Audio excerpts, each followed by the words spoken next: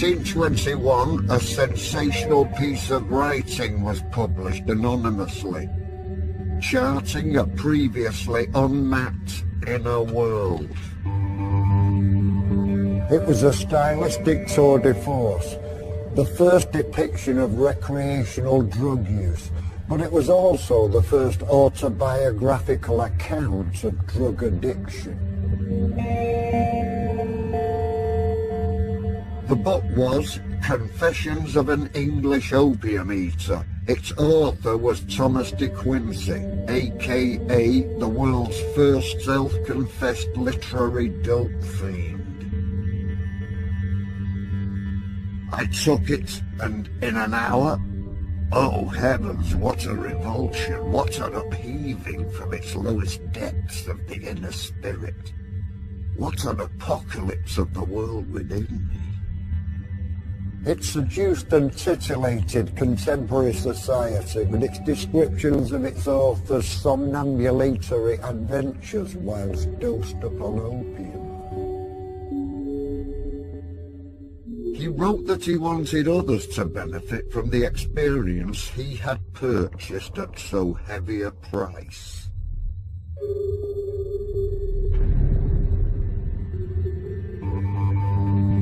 My name is John Cooper Clarke, professional poet, writer, and erstwhile resident of the nebulous world of consensual slavery described herein.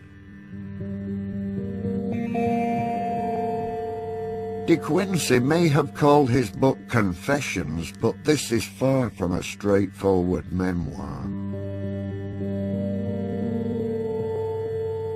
I want to find out what inspired De Quincey to write this dark romantic classic and get behind the persona of the Opium-Eater.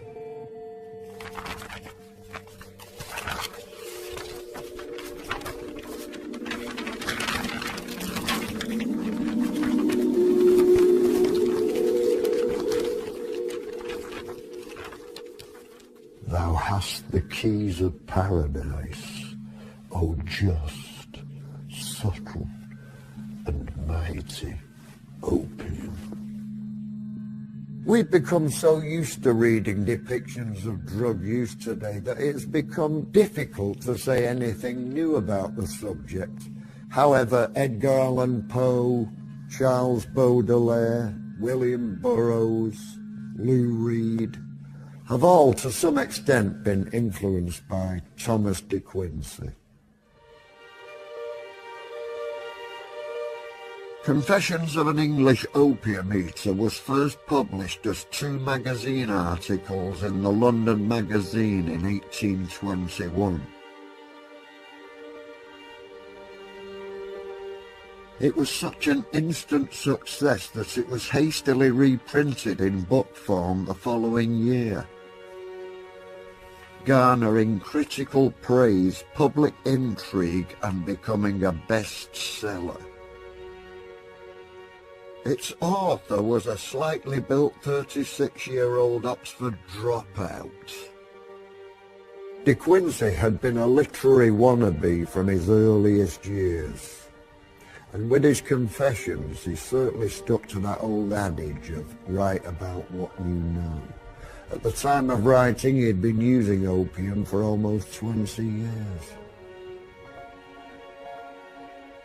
This is the doctrine of the true church on the subject of opium, of which church I acknowledge myself to be the only member, the Alpha and the Omega.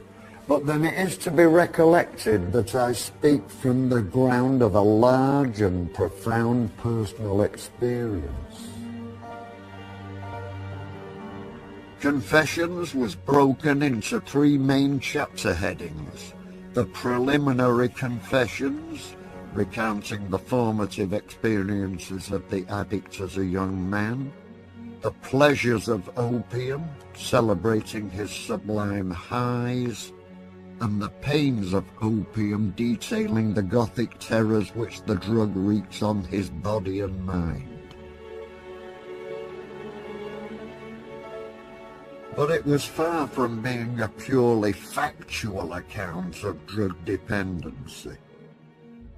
The very title of the book was carefully chosen for maximum effect and shows that De Quincey was not afraid to sacrifice a modicum of truth in pursuit of greater sensationalism. For one thing, De Quincey didn't eat opium. He drank laudanum, a potent tincture of opium dissolved in alcohol. Admittedly, laudanum quaffer doesn't have quite the same ring as Opium-Eater.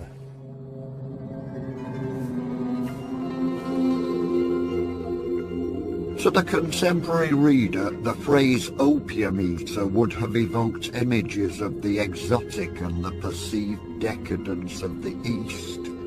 But the English were no strangers to the drug either.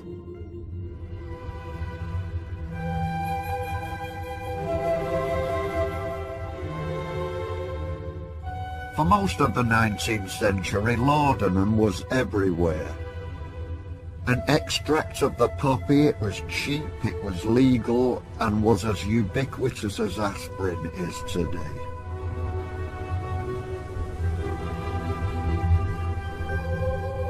Often it cost less than ale or spirits.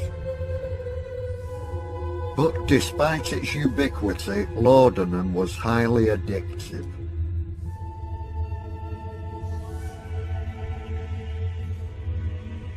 It came under a variety of brand names. McMunn's Elixir, Kendall Blackdrop, Dolby's Carminative, Batley's Sedative Solution, Mother Bailey's Quieting Syrup. They gave it to babies.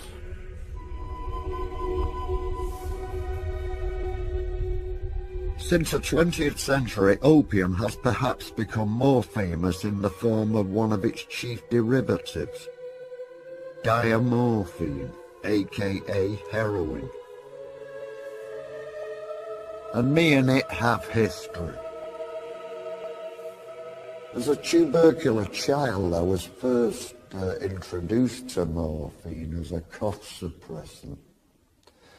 So when I, many years later, was reintroduced to it in a non-therapeutic situation, it was more than anything, it was familiar.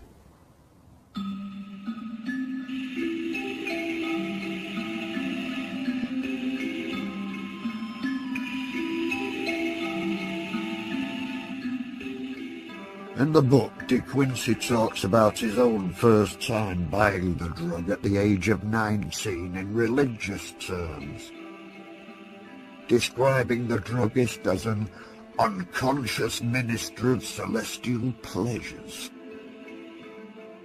And when I asked for the tincture of opium, he gave it to me as any other man might do. Nevertheless, in spite of such indications of humanity, he has ever since existed in my mind as the beatific vision of an immortal druggist sent down to earth on a special mission to myself.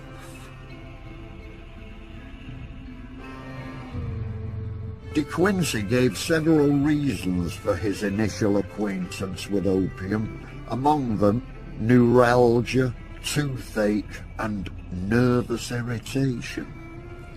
Although De Quincey first administered opium for legitimate medical reasons, he quickly became enamored of the drug's side effects.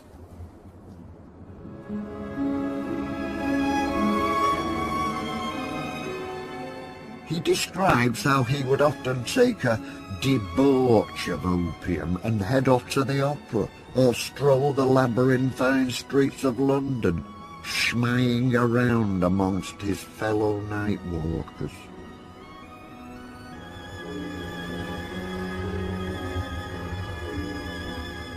Here was the happiness about which philosophers had disputed for so many ages. But once discovered, happiness might now be bought for a penny and carried in the waistcoat pocket.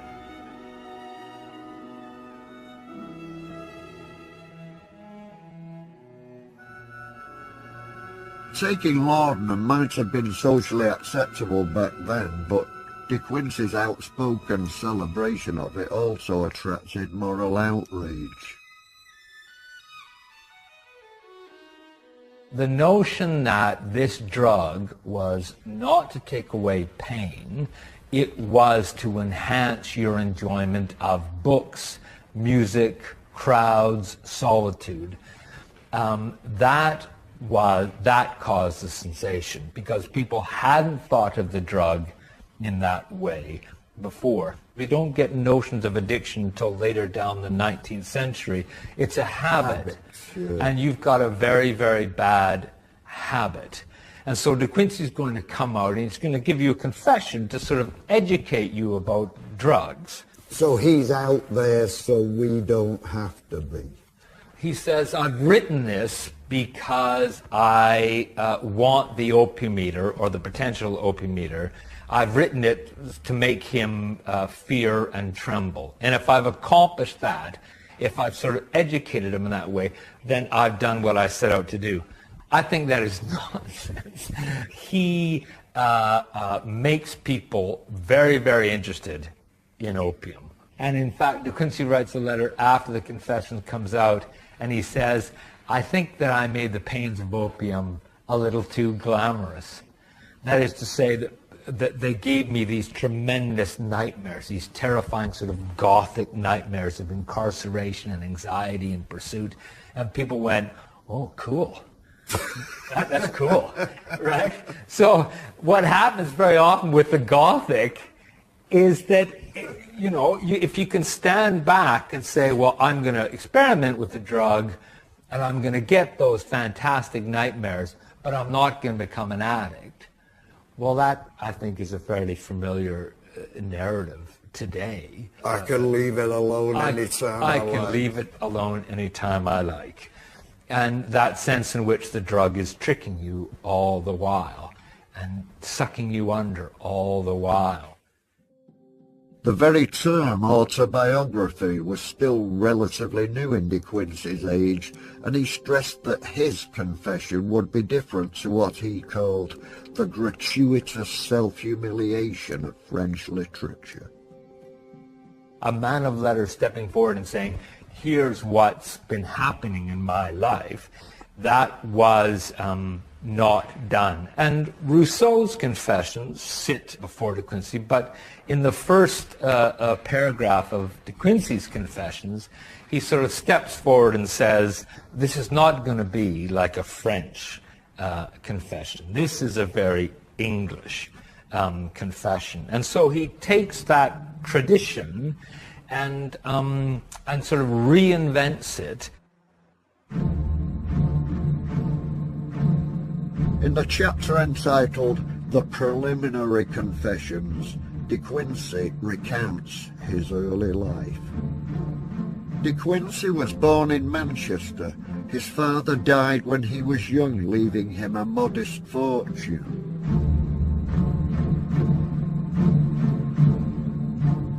He describes how in 1800 his mother packed him off to Manchester Grammar School, but the precocious Thomas, who aspired to be a poet, became so miserable he ran away, ending up destitute in London at the age of 17. He would also describe these early London experiences as a seminal influence upon the rest of his life.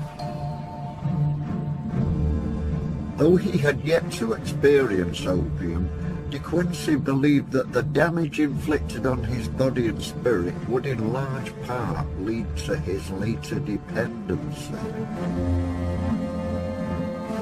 He tells of his friendship with Anne, a 15-year-old prostitute with whom De Quincey would walk up and down Oxford Street, enduring the poverty and hunger together.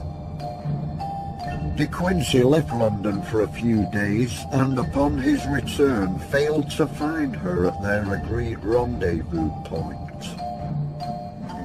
To this hour I have never heard a syllable about her.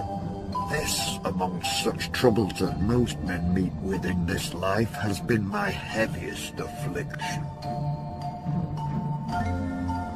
According to confessions, she would haunt his opium-induced dreams for decades to come. But some of the most famous passages of Confessions are set not on the lonely, unforgiving streets of London, but amongst the damp and austere hills of Grasmere in the Lake District. De Quincey fast-forwards his narrative to 1812, and of his experience in London he declares, "I'm 250 miles away from it, and buried in the depth of mountains. And what am I doing amongst the mountains? Taking opium. Yes, but what else?" No wonder De Quincey was on dope. This is the first time I've seen this place in Technicolor. In fact, it has long been my contention that to live in the Lake District is to opt for the indoor life. Here's a couple of first impressions I scribbled down since I got here. This morbid crater, this monochrome font of fathomless misery. Book early.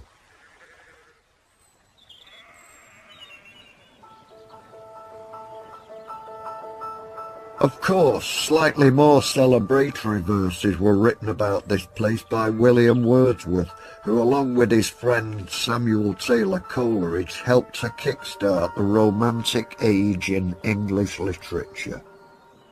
De Quincey hero-worshipped them both.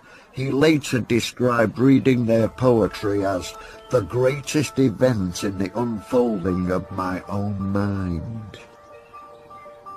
He did everything he could to make their acquaintance, even travelling for days just to catch a glimpse of Wordsworth at home, here in Dove Cottage. Coleridge was also an aficionado of laudanum and recognised a kindred soul in De Quincey, warning his young admirer about the dangers of the drug. Not that De Quincey took any notice.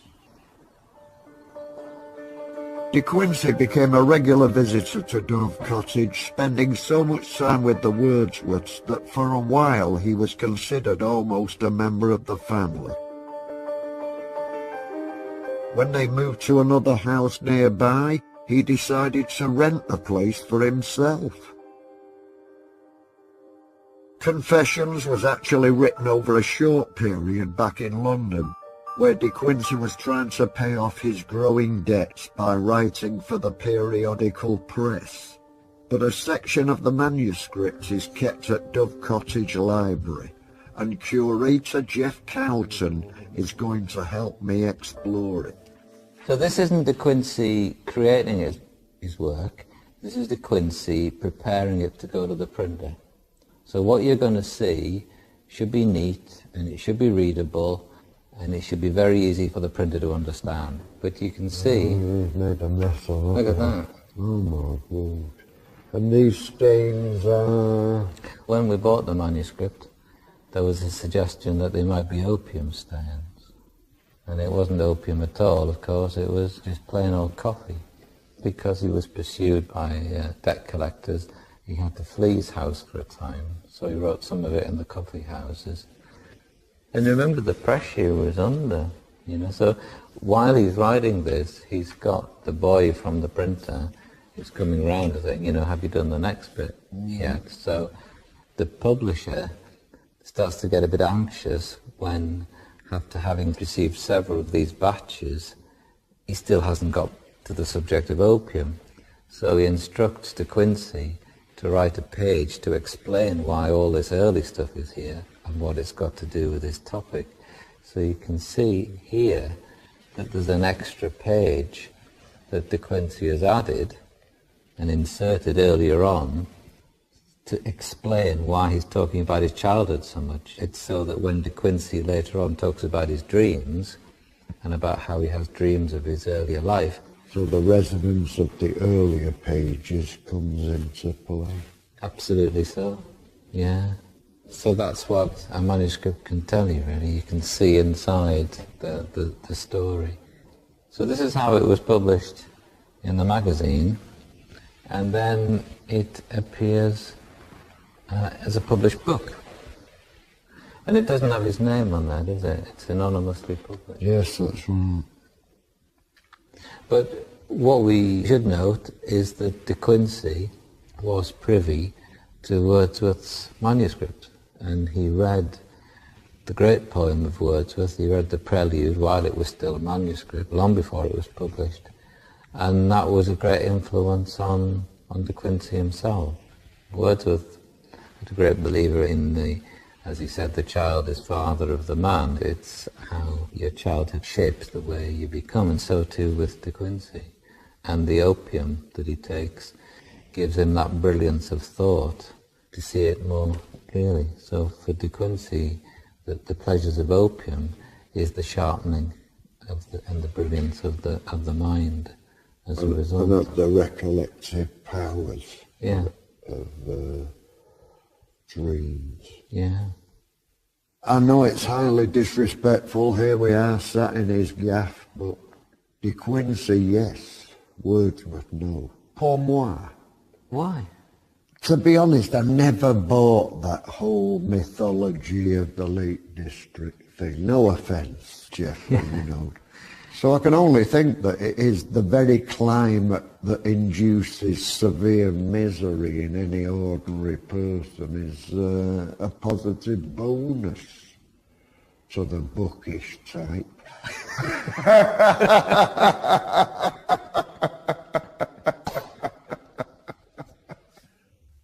I first read Thomas De Quincey 40 years ago.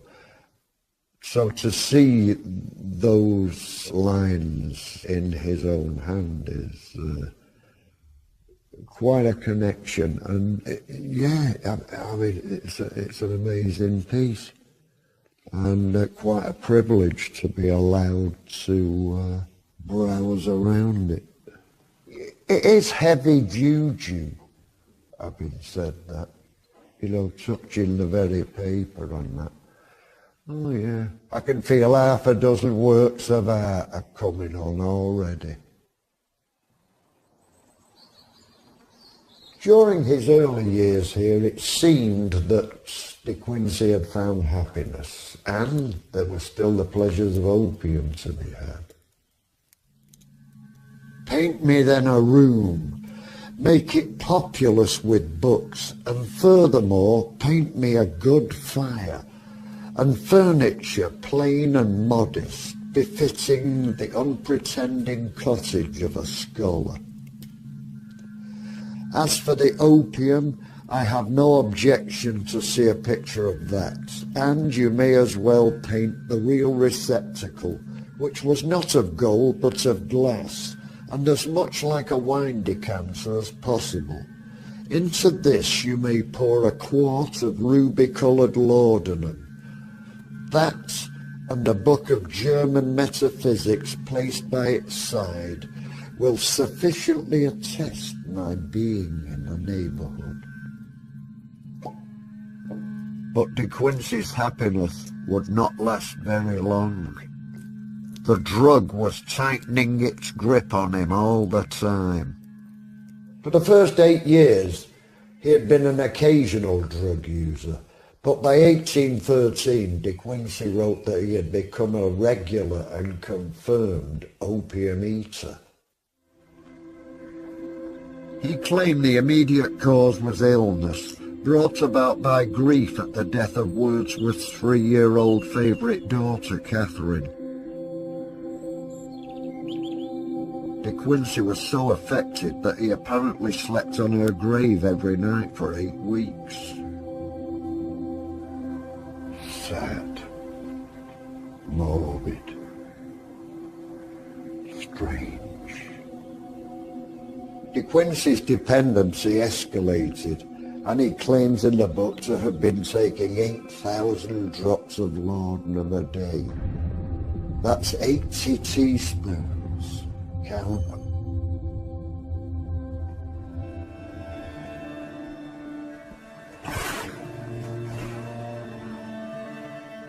He suffered nausea, pain and depression whenever he tried to wean himself off. But his physical suffering seemed slight compared to the tortures of his mind, especially his vivid drug-induced dreams.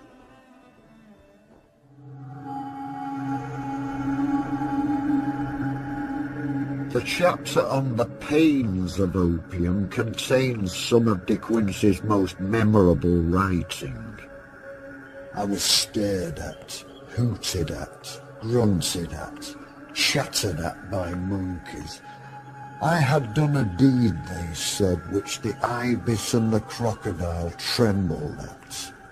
I was buried for 1,000 years in stone coffins with mummies and sphinxes, in narrow chambers at the heart of eternal pyramids. I was kissed with cancerous kisses by crocodiles, and laid confounded with all unutterable slimy things amongst reeds and nilotic mud. He leaves the impression of a man who, although deranged, is in possession of some particular esoteric learning, the repetitious use of I was, I was, I was.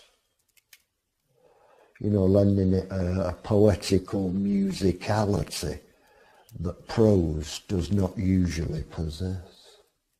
It predates notions of automatic writing, riffing and surrealism. He was trying to achieve what he would later call a style of impassioned prose. Confessions was an immediate success. Reviewers praised its powerful style, however others were somewhat less impressed. According to the authors of the Family Oracle of Health, the use of opium has been recently much increased by a wild, absurd and romancing production called The Confessions of an English Opium-Eater. He might have been criticised for enticing readers to abuse the drug for themselves, but at the end of the book, De Quincey boasted that he himself had finally defeated his own dependency on laudanum. In reality, this was far from the truth. De Quincey would remain almost constantly broke and plagued by his addiction. An all too familiar tale. I took it for 15 years, and for most of that time I was concocting elaborate and extravagant plans to clean up, which involved moving to other countries, what they call a geographical. But the trouble with moving to another country is you gotta take yourself with you. De Quincey's problems would also follow him wherever he went. In 1830, his financial troubles forced him to move from Grasmere to the publishing powerhouse of the Scottish capital, becoming a regular contributor to Blackwood's Edinburgh magazine. The next 30 years were spent ducking and diving from one lodging house to another with angry Scottish creditors in hot pursuit, often without books, food, or even clothes. It is not unknown for writers to suffer financially. Tell me about it. But De Quincey, he got a really bad time.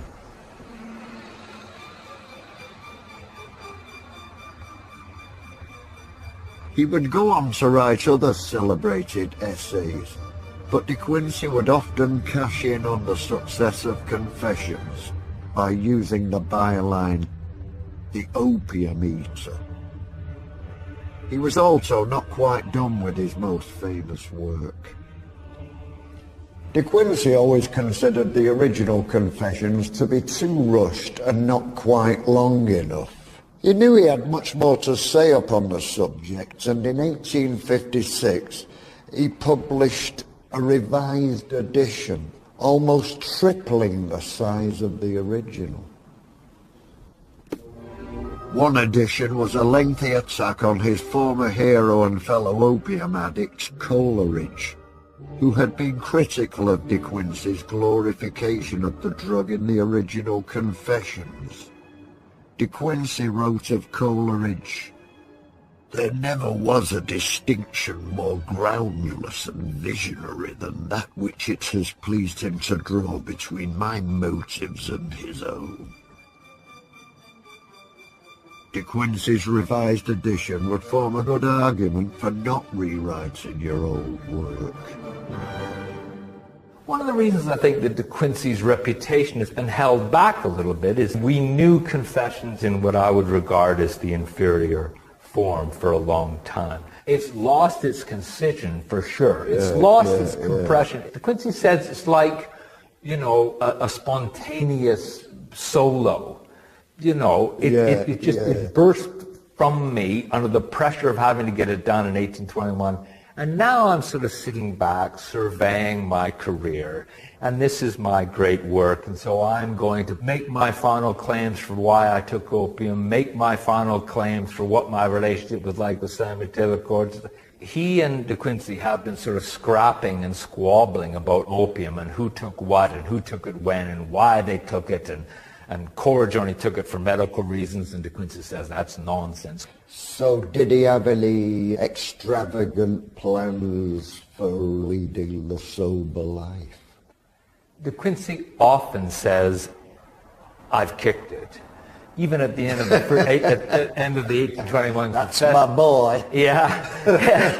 He says, it almost, I've unwound the cursed chain almost to its final link.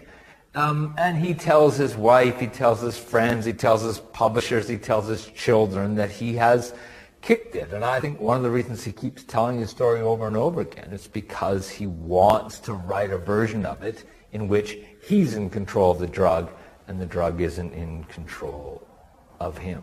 De Quincey doesn't come out and denounce the drug, and he doesn't come out and just blindly celebrate it. He comes out and says, "Let me tell you all round what this is like." And that sense in which he gives us a multi-sided perspective on that experience means that other writers who come after him take him as a starting point. W.S. Burroughs says, the first and best book on drug addiction is De Quincey. And I think that's broadly recognized in literary circles.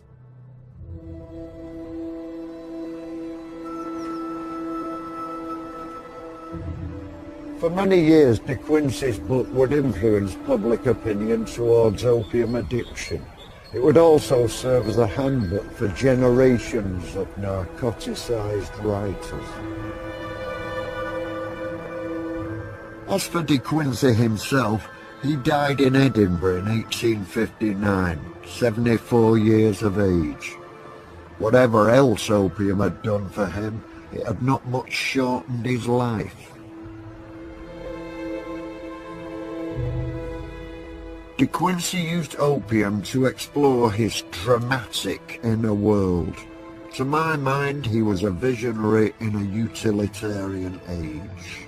In the early days of the Industrial Revolution, the qualities of vigour, productivity and strength were valued over opiated idleness. And then there's De Quincey, living like a secular monk in the tainted monastery of his own mind.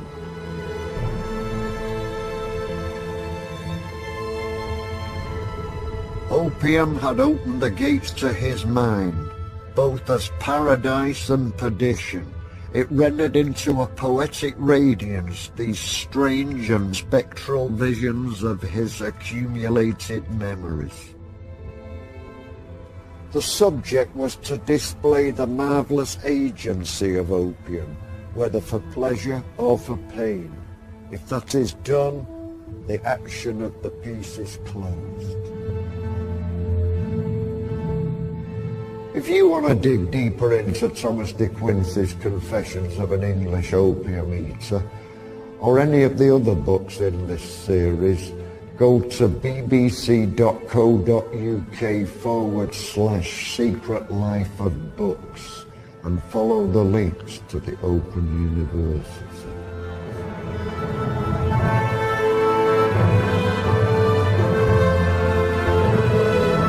Next tonight, get your thinking caps on. We're exploring the incredible artefacts at the Burrell Collection with Griff Rhys-Jones and the team at the Quizzium.